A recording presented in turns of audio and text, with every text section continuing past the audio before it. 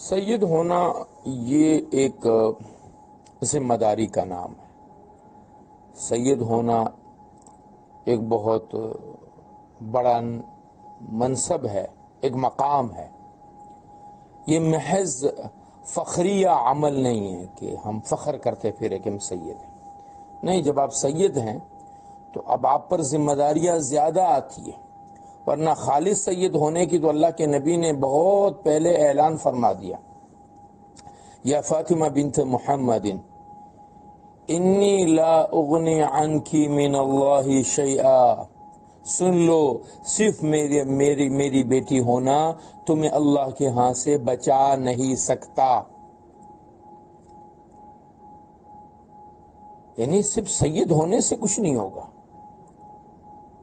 آپ صرف سید ہونے پر، بعض لوگ سید ہونے کو ہی اتنا بڑا فخر سمجھنے لگ جاتے ہیں کہ ہر وقت یہی ایک رٹا ان کی زبانوں سے نکلنا شروع ہوتا ہے، پھر وہ مسئلہ انہوں نے سیکھا نہیں ہوتا، بات انہوں نے سیکھی نہیں ہوتی ہے، اور سید سید سید، اور اس چکر میں وہ ان کو اندازہ بھی نہیں ہوتا کہ سامنے والے کو بری طرح سے ہرٹ کر رہے ہوتے ہیں۔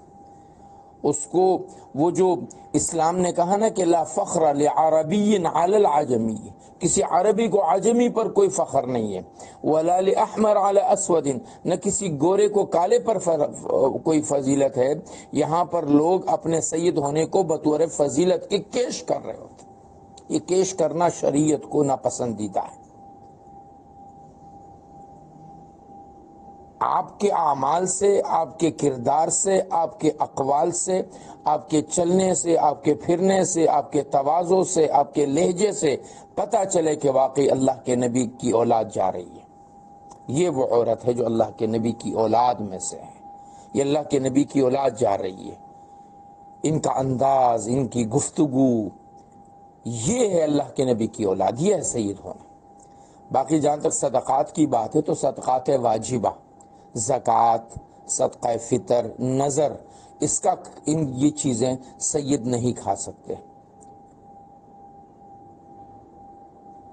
عقیقہ ہے، کوئی اور صدقہ ہے، کوئی اور چیز ہے، اس کے کھانے میں شرعاً کوئی حرج نہیں ہے۔